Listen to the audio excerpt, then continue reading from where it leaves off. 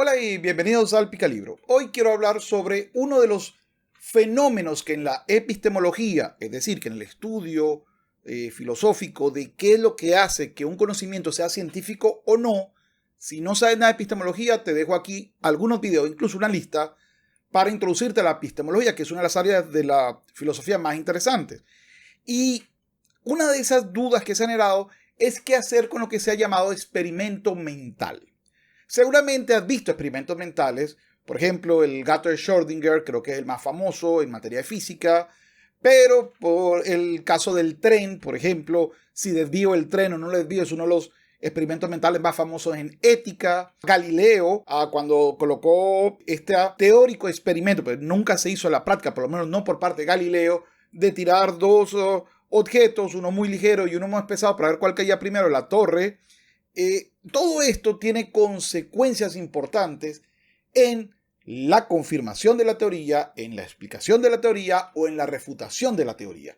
Entonces la pregunta es, ¿puede un experimento mental ser considerado como un creador de contenidos?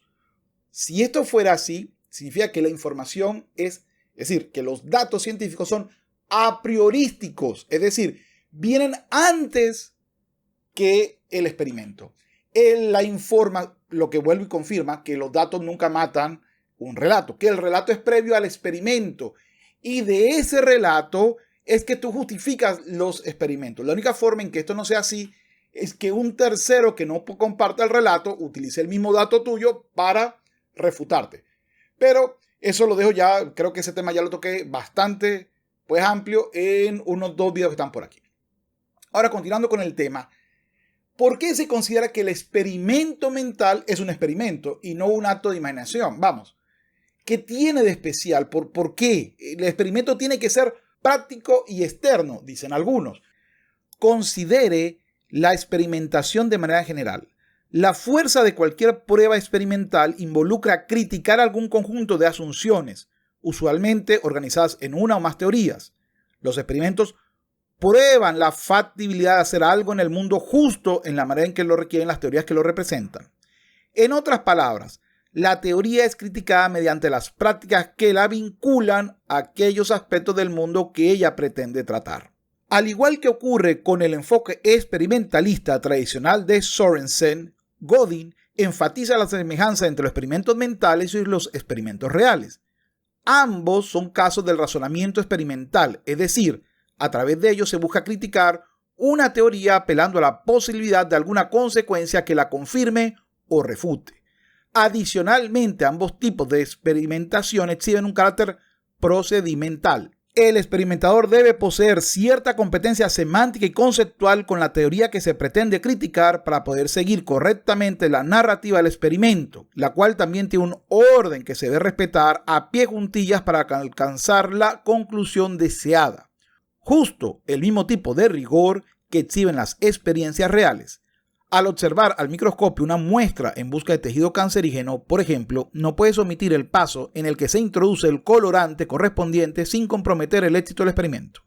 Este tipo de consideraciones parecen revelar que los experimentos mentales presuponen un determinado conocimiento empírico previo, a partir del cual generan conocimiento empírico nuevo. Según esta visión, que yo comparto, la mayoría de los experimentos, por no decir todos, empiezan en la mente y luego tú vas creando la forma en la cual vas a probar la hipótesis o la teoría en la cual pues, te basas para pues, refutar o probar dicha pretensión de conocimiento. Pero ¿por qué esto es importante? Eso solamente le importan a los filósofos que tratarán de temas de ética, de ontología médica o físicos, principalmente teóricos.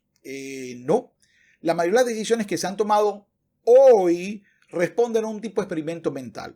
Tú me das los datos hoy y yo los proyecto como si nada otra cosa sucediera. Es decir, hay un margen de proyección.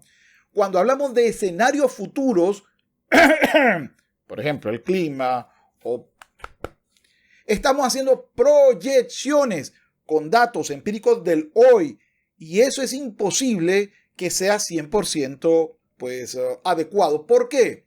Porque hay factores de azar y factores que no se pueden agregar. Por supuesto, con la informática y en particular con la inteligencia artificial, cada vez se van colocando más factores y se crean más escenarios y se colocan aquellos más probables. Pero el hecho de que sea probable no es sinónimo a definitivo o determinado. Quiero que esto quede muy claro. La probabilidad no es lo mismo a decir este es lo que sucederá. No es ese tipo de relación causal. Si toda proyección es en alguna forma un experimento mental, podríamos decir entonces que todo experimento mental es una proyección. Sí, exactamente es eso. La diferencia es que en el escenario proyectado a través de los datos no es necesario el cumplimiento de los pasos. E incluso diría que las proyecciones estimadas en datos y en macrodatos y en big data se refiere principalmente a escenarios donde el experimento trata de comprobar, es decir, de ser un respaldo a la hipótesis y no una refutación a la hipótesis. Y los experimentos mentales en gran medida tratan de ser en sí mismos unos refutadores de posiciones o ideas previas. Vamos entonces a ver qué se debe entender como experimento mental. Un experimento mental es, dicho de manera general, un ejercicio de pensamiento a través del cual imaginamos, a partir de información empírica disponible, un escenario contrafáctico, con la finalidad de extraer de él consecuencias relevantes para un problema particular que nos preocupa en el mundo real. Vamos a lo que vengo diciendo. Toda proyección, todo escenario futuro basado en Big Data es simplemente un experimento mental. No es un experimento real. No se puede hacer un experimento. Por cierto, ¿por qué se hacen los experimentos mentales? Bueno, en principio, por tres grandes reglas. El primero es porque no hay la tecnología disponible para hacerlo.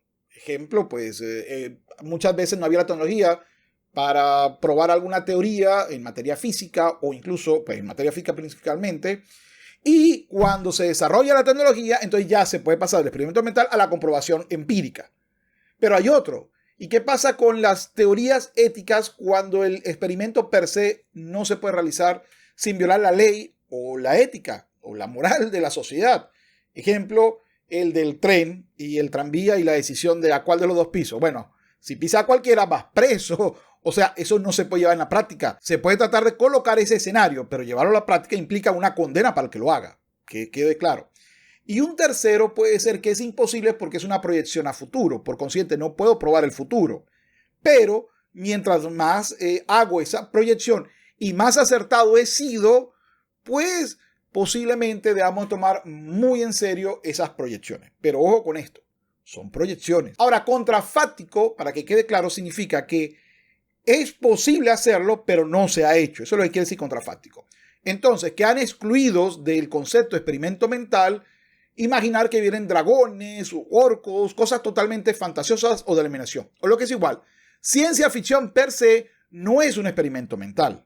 Para que sea un experimento mental debe de aplicarse las reglas que se conocen en el tema en cuestión, por ejemplo en la física o en la ética. No con cosas y que por supuesto se pudiesen llevar a cabo si no estuvieran las limitaciones de la tecnología, de la ética o del tiempo, porque es a posterior, es a futuro la proyección. Bueno, continuando entonces vamos a tratar de seguir definiendo mejor lo que es un experimento mental. Brevemente, mi hipótesis es que lo que distingue los experimentos mentales de los argumentos lógicos y otras formas de razonamiento proposicional es que el razonamiento por medio del experimento mental incluye construir y hacer inferencia desde una simulación mental. El experimento mental original consiste en la construcción de un modelo dinámico en la mente del científico que imagina una secuencia de eventos y procesos e infiere resultados.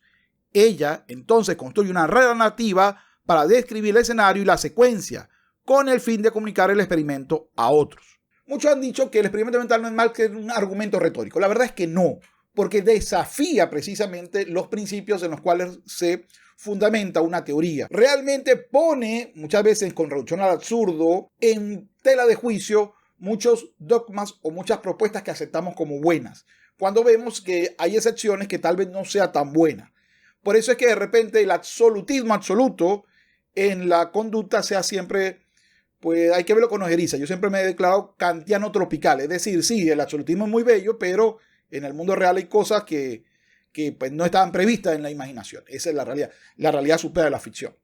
Entonces, ok, muy bien todo esto, pero aún no entiendo por qué son tan populares y cada vez más van a ser más populares los experimentos mentales como un sistema para procesar información de carácter científico o incluso para refutar argumentos de carácter científico. Un experimento mental no necesita ni instrumentación ni actores corporizados. No parecen introducir información empírica nueva acerca del mundo al que son realizados. No obstante, presentan una propiedad del mundo que no había sido reconocida con anterioridad por una fuerza lógica que un experimento real no puede igualar. Los experimentos mentales son fáciles de replicar. Esto los confiere una ventaja importante sobre los reales, aunque se cree que la verdadera ventaja es que no hay necesidad de realizar un experimento real en lugar de un experimento mental. Aunque no aporte nada nuevo real, esta otra teoría, el experimento mental permite colocar los acentos o los puntos sobre las íes, es decir, permite enfocarse en la coherencia y la lógica tanto de la hipótesis como del proceso en el cual la hipótesis ha de ser probada.